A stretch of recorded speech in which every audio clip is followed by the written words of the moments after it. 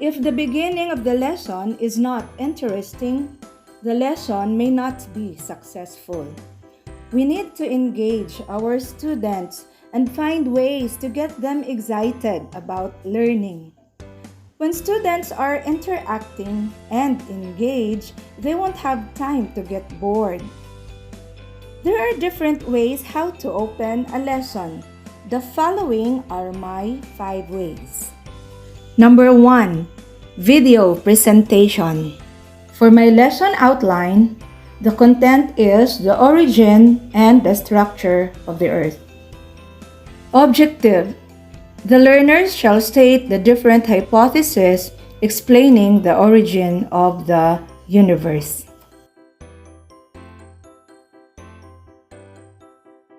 Good day, class! To start with our lesson, I am going to show you a video presentation showing the standard model of the universe. Let us watch this.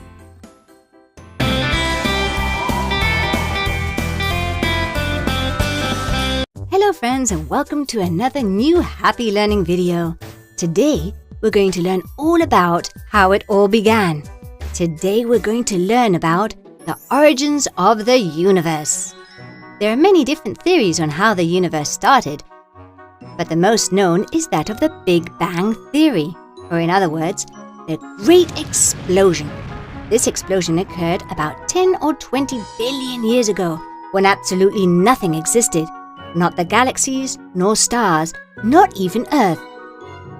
This explosion caused a gigantic cloud of dust and gas, and the temperature was incredibly high. It was really super hot. This cloud was even in shape, but it began to grow and grow at such a tremendous speed, suffering temperature changes along the way. It was at this stage that the universe began to form. These changes made some parts of a gigantic cloud grow a lot slower than others, therefore creating condensation, forming astros such as stars and planets, which in turn created their own galaxies, or even this very solar system, which for us is the most important system which exists in the sky. To watch the full video and much more, click on the Happy Learning Cloud. Number 2. Pictures. For the lesson outline, the content here is the basic concept of hazard. Objective. The learner can identify the types of hazards.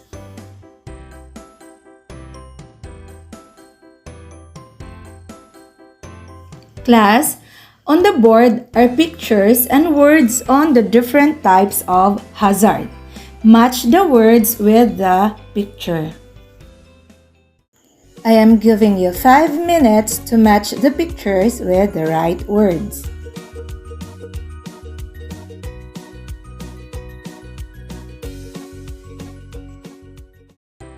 Any volunteers for the answers? Yes, Steve? Earthquake. Great! Who else? Rico? Flooding. Good job! Now let's hear from the girls. Samantha?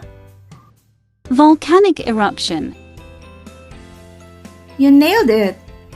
Now for the last picture, let's have Grace. Typhoon.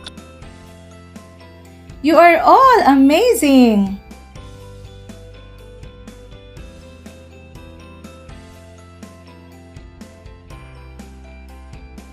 On the board are jumbled letters. Unlock the puzzle of letters to form a word related to science concepts about the Earth's spheres. You were already assigned into groups. You may now begin. Yes, Mom. Okay, Mom.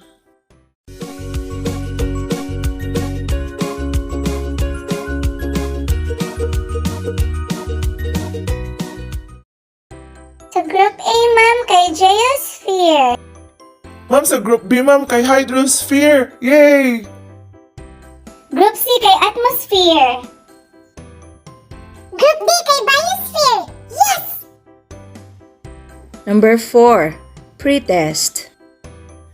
For the course outline, the concept is the concept of disaster. For the objective, the learners are expected to explain what a disaster is. This is from the Disaster Readiness and Risk Reduction module for the activity pre-test. Before we begin with our lesson, here are questions for you to answer to test what are your concepts about disaster. Choose only the letter of your answer. Number 1. It is a sudden event that causes the loss of lives. Letter A. Hazard. B. Exposure. C. Disaster. D. Vulnerability.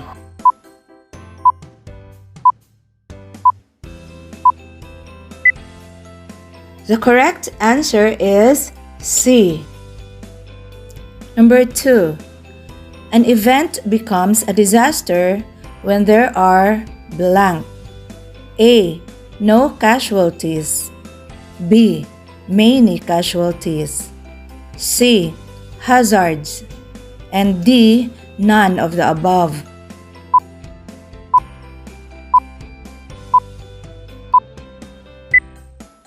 The answer is B. Number 3. Philippines is prone to calamities because it is letter A. A poor country. B.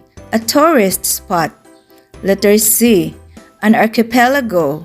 Or D. An Atlantic Ocean.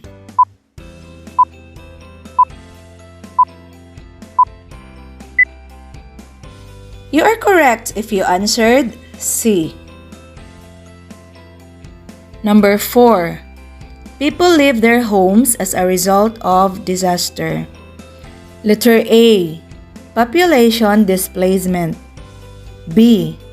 Immigration. Letter C. Disaster. Letter D. None of the above.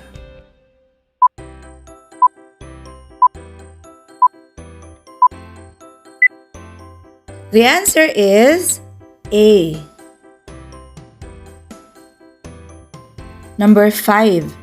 It is the result from a combination of hazards. A. Disaster. B. Capacity. C. Vulnerability. D. Disaster risk.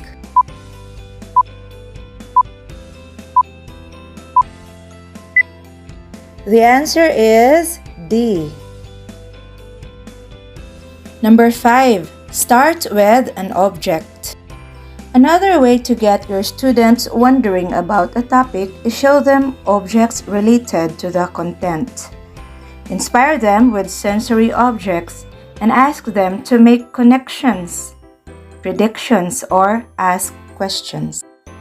For the lesson outline, the content is on the plate tectonics. Objective: the learner shall be able to cite the evidence that support continental drift.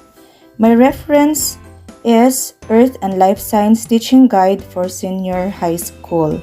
Now this is for the activity Start with an Object. Hello class! Welcome to another session in our science. I have here an object at the front. What do you call this? Globe, ma'am. Good. Now, what can you see around the globe? Ma'am, there are land masses. There are ocean. Ma'am, there are continents. Yes, right. Can you give me what are some of the continents that you can remember? Europe, ma'am. Asia. Africa. Right. How many continents do we have? We have 7 continents, ma'am. Good. Now, from the object, what can you draw of your mind? What are we going to discuss for today? Ma'am, I think, ma'am, it's continental drift. Smart! Now you are ready for our lesson.